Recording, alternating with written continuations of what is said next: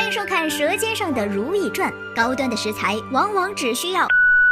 不好意思，串台了。《如懿传》不仅造型精美，服装考究，就连这美食也是色香味俱全，十分诱人呀。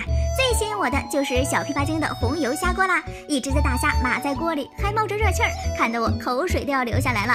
桌上还摆着松鼠桂鱼、蒜蓉虾、盐水虾等菜品。当时他听了苏丽云的八卦，觉得多吃鱼虾对胎儿好。虽说是这么个理儿，但眼前这桌可不行乱吃呀。小琵琶精吃的这些鱼虾被煎鱼盐下了朱砂，顿顿鱼虾吃下去，嘴上过了瘾，肚子里的娃却遭了殃，刚生下来就断了劲儿。和白蕊姬拥有相同遭遇的还有宜贵人，他也是听了苏丽云的话，为了孩子天天吃鱼虾，因为是要和如懿吃一桌饭。他这一桌跟白蕊姬的不太一样，8道菜里面呢只有4道是海鲜菜，但看起来也是十分可口啊。不过这菜看起来这么清淡，应该是照顾宜贵人吃不了辣吧？毕竟在如懿怀孕的时候可是能吃下一整桌川菜的。那时候是为了避免有人图谋不轨，如懿假装自己怀的是个公主，天天让厨子做一桌子鲜香瓜辣的菜。好家伙，那简直就是辣椒里面找菜吃呀！如懿妈只尝了一口就呛得不行，我合理怀疑小永基的烟嗓就是在这个时候被熏出来的吧。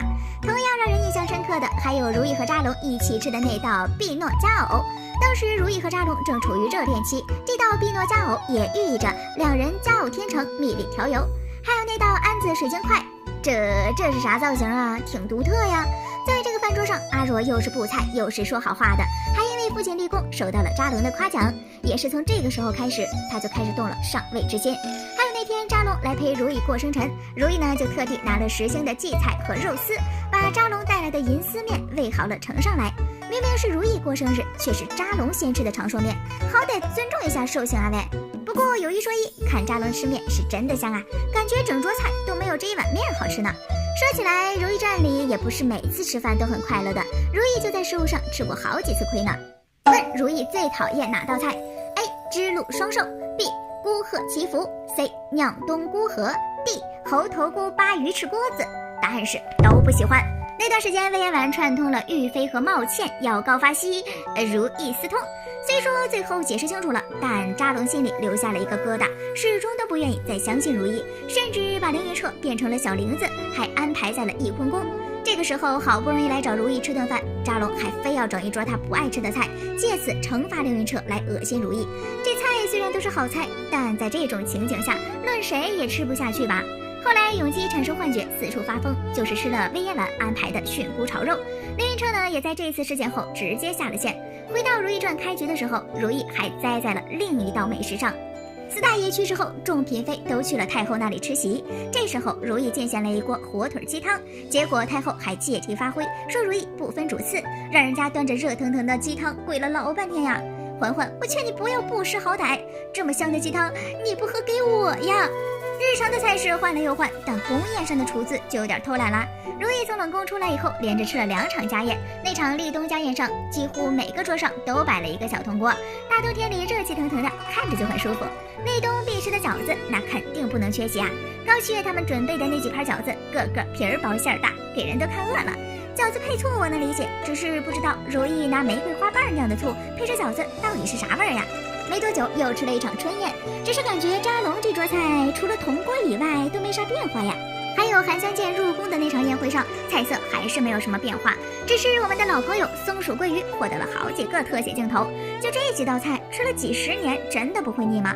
幸好宴会不只是宫里才有，永基御赐的那场木兰秋闲晚宴，白天扎龙和皇子们猎了不少猎物回来，晚宴的主角就是这些小动物们啦。小露露那么可爱，一定要多撒点孜然。晚宴现场，整只的猎物在火上烤得滋滋冒油，底下还有人专门片下烤好的肉，一盘盘的送到王宫嫔妃们的桌上。哼，等我有了钱，一定要买一个能闻味儿的手机。这味藕粉桂糖糕是太后爱吃的。《甄嬛传》里梅姐姐做的一手好吃的，其中一味藕粉桂花糖糕最为拿手，嬛嬛在凌云峰都时常想着。熹妃回宫后，梅姐姐心疼好姐妹经历了这么多苦楚，恨不得天天给她做好吃的。只可惜最后梅姐姐被安陵容害死，再也没有人温柔地喊着嬛儿为甄嬛送上一碟藕粉桂花糖糕了。在《如懿传》里呢，也延续了这个设定。如懿说出这句话的时候，死去的回忆又开始攻击我，我的梅姐姐啊！当然，除了藕粉桂花糖糕，《如懿传》里还有好多好吃的小点心。和平头百姓们不一样，紫禁城的小主们吃顿饭还要遵守着很多规矩，什么食不过三呀，什么共食不饱啊。虽说餐桌上的饭菜样样精美，但守着规矩吃不饱，没多久就又饿了。这个时候就可以蒸点小糕点吃吃啦，比如高煦哄大哥吃的芙蓉糕，端午节的五毒饼，小主们平日里吃的各色蜜饯呀。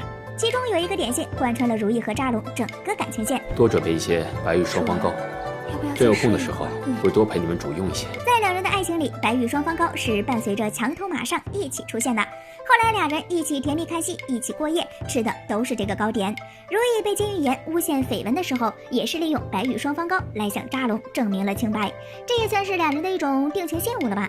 还有海兰爱吃的牛乳糕，看起来香香甜甜，奶味十足。这里面也是有讲究的哦。制作牛乳糕需要使用大量的牛乳，而在清朝，贵人以下位分的小主是分不到牛乳的，只能随着宫里的主位享用。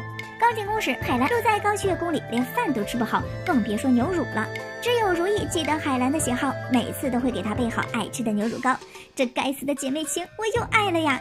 另外，小主们在冬天一起唠嗑的时候，还会围在炉子边烤栗子吃。以前光顾着看他们勾心斗角了，现在看来，小主们的生活也是很真实的呀。阿若给如懿烤栗子的时候，如懿还把烤好的栗子仁都让给了她吃。看着这一幕，想到以后叛变的阿若，更觉得她狼心狗肺，不可原谅了。还有味道没变，人却变了的条头糕，如懿送给三阿哥的鱼蓉花糕。篇幅有限，这次就说到这里吧，我要赶紧去叫个外卖了。宝宝们还有什么想吃的、想看的，记得在评论区翻牌子呀。